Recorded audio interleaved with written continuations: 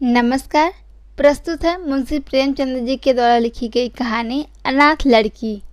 आइए सुनते हैं इस कहानी को।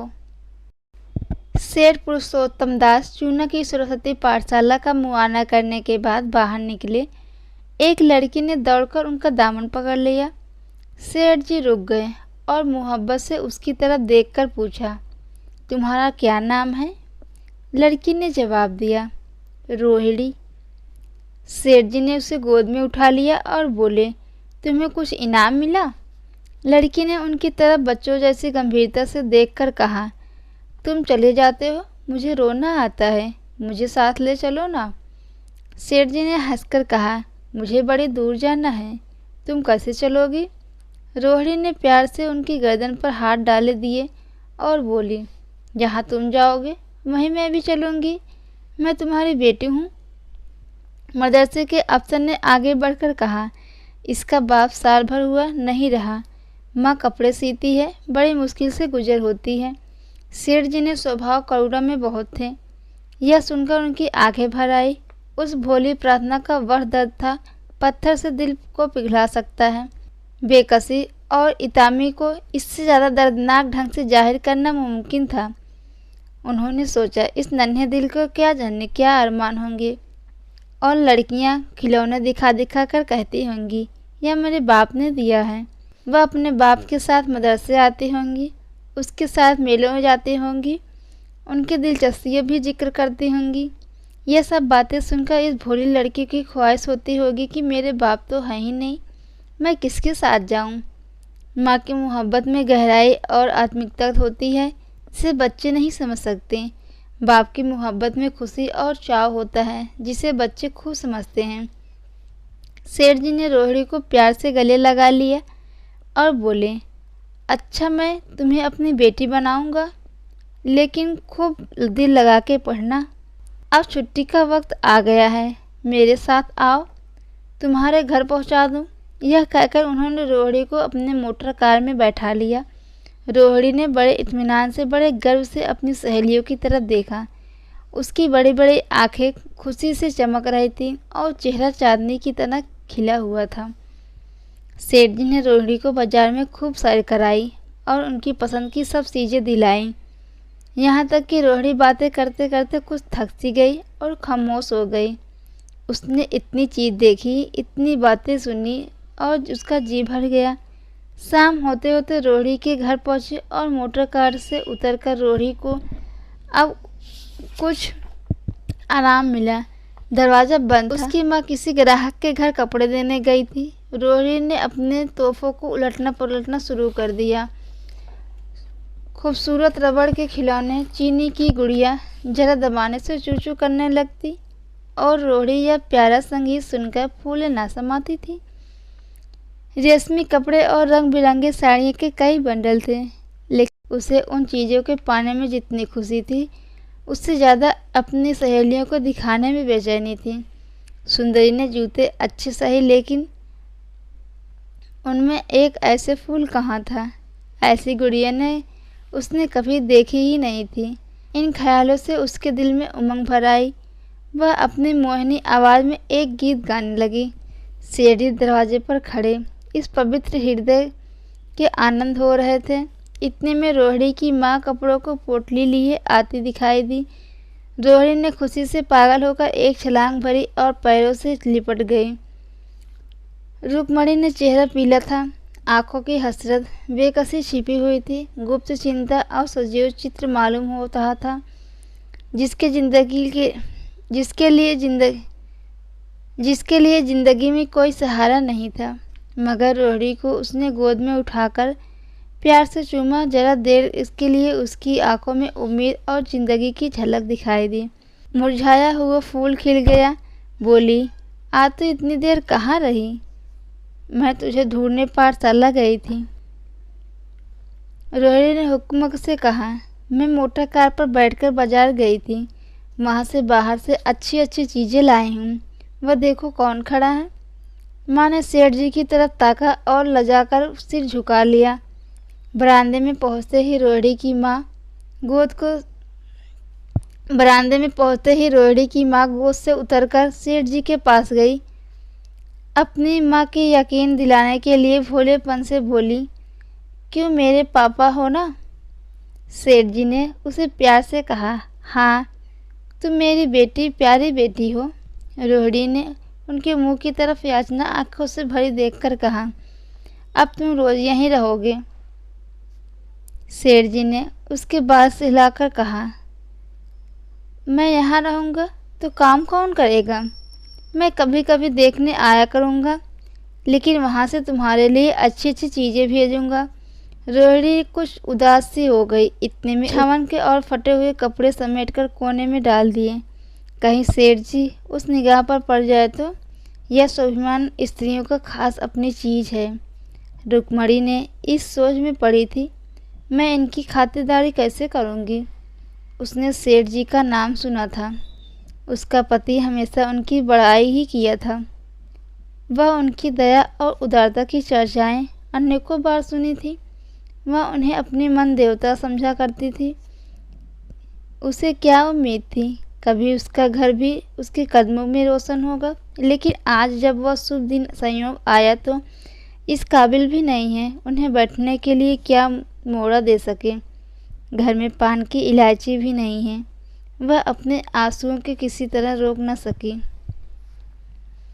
आखिर जब अंधेरा हो गया और पास में ठाकुर द्वारे के घंटों ने नगाड़े की आवाज़ें आने लगी तो उन्होंने जरा ऊंची आवाज़ में कहा, बाई जी अब मैं जाता हूँ, मुझे यहाँ बहुत काम करना है।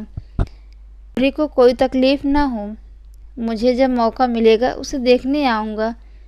उसके पालने परोसने का काम मेरा है और मैं उसे बहुत खुशी से पूरा करूँगा। 1 महीने बाद सेठ पुरुषोत्तम दास ने रोहिणी के लिए एक तोहफा और रुपए रवाना किए। बेचारी विधवा, उनकी कृपा से जीविका की चिंता से छुटकी मिली। वह भी रोहिणी के साथ पाठशाला आती और दोनों माँ बेटियाँ एक ही दर्जे के साथ पढ़ती रहती। लेकिन रोहिणी का नंबर हमेशा माँ से अव्वल रहा। सेठ जी जब पूना की तरफ निकलते तो रोहिणी को देखने जरूर आते। उनका आगमन उनकी प्रसन्नता और मनोरंजन के लिए महीनों का सामान इकट्ठा कर देता। इसी तरह कई साल गुजर गए।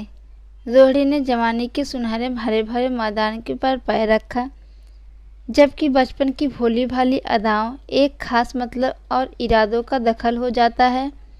रोहिणी अब आंतरिक और बाह्य सौंदर्य में अपनी पाठशाला की नाक थी। हाव भाव में आकर्षक गंभीरता, बातों में गीत का खिंचाव और गीत का आस्मिक रस था। कपड़ों में रंगीन सादगी, आंखों में लाज संकोच, विचारों में पवित्रता। जवानी थी मगर घमंड और बनावटीपन चंचलता से मुक्त थी। उसमें एक एकाग्रता की ऊंचे इरादों में पैदा हुई थी।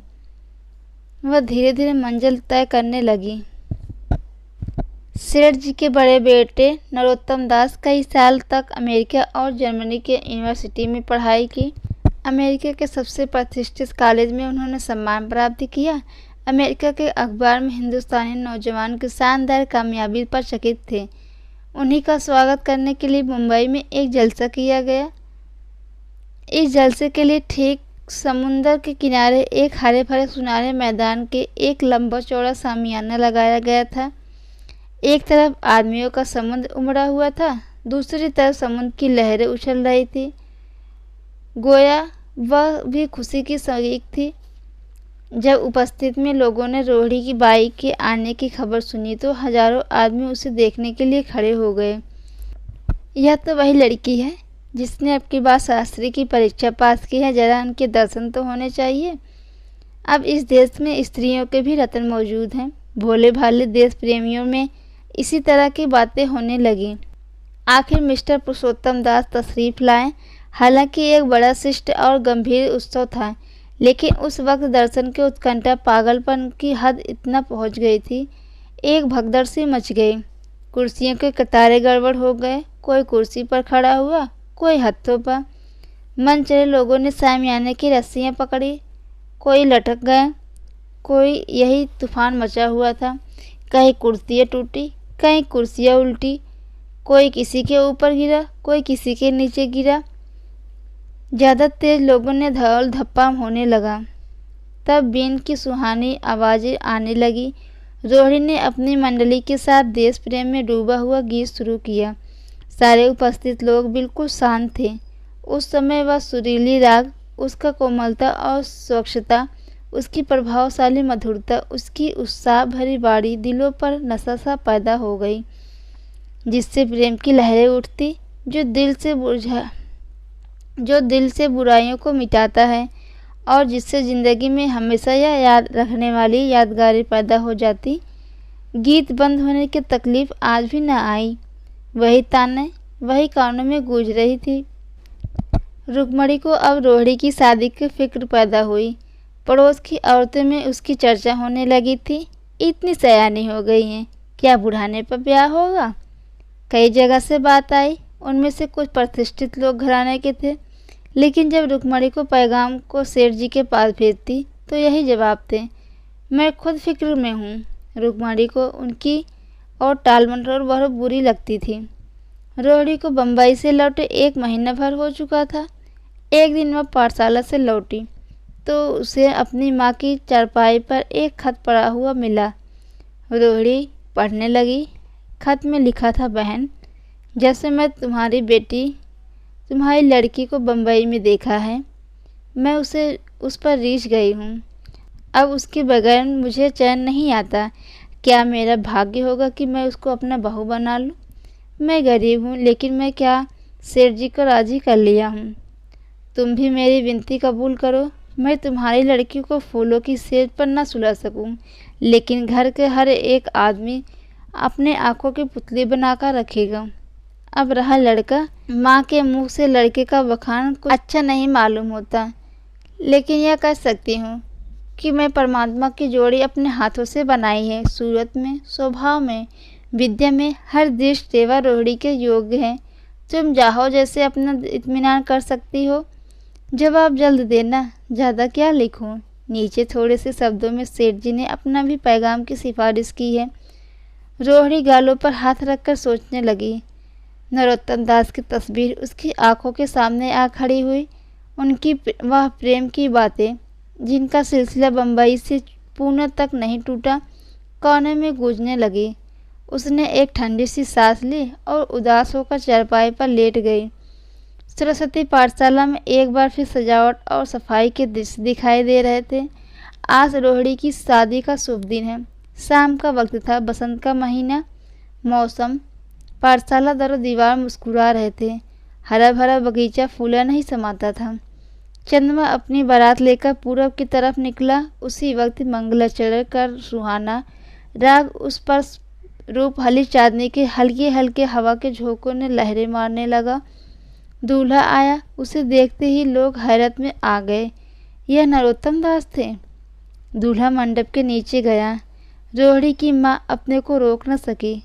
वह उसी वक्त जाकर सेठ जी के पैरों पर गिर पड़ी। रोहिणी को आंखों से प्रेम और आनंद के आंसू बहने लगे। मंडप के नीचे हवन कुंड बना हुआ था। हवन शुरू हुआ। खुशबू की लपटें हवा में उठी। सारा मैदान महक गया। लोगों को दिलो दिमाग में ताजगी की उमंग पैदा हुई। फिर संस्कार की बारी आई। दूल्हा और दुल्हन ने आपस में हमदर्दी, जिम्मेदारी और वफादारी की पवित्र शब्द अपनी जबानों से कहे। विवाह की वह मुबारक जंजीर गले में पड़ी, जिसमें वजन है, शक्ति है, पाबंदियां हैं, लेकिन वजन के साथ सुख और पाबंदियों के साथ विश्वास। दोनों के दिलों में उस वक्त एक नई बलवान शक्ति की अनुभूति हो रही थी। जब शादी की रस्में खत्म हो गई तो नाच गाने की मजालिस का दौर आया। मोहक गीत गूंजने लगा। सेठ जी थक कर चूर हो गए। जरा दम लेने के लिए बगीचे में जाकर एक बेंच पर बैठ गए। ठंडी ठंडी हवा आ रही थी। एक नशा सा पैदा होने वाली शांति चारों ओर छाई हुई थी। उसी वक्त रोहिणी उनके पास आई और उनके पैरों से लिपट गई। सेठ जी उसे उठाकर गले से लगा लिया और हंसकर बोले, क्यों, अब तो तुम अपनी बेटी हो गई हो। दोस्तों, अगर मेरी कहानी आपको पसंद आए तो मेरे चैनल को लाइक करना, सब्सक्राइब करना और दोस्तों के साथ ज़रूर शेयर करना। Thank you.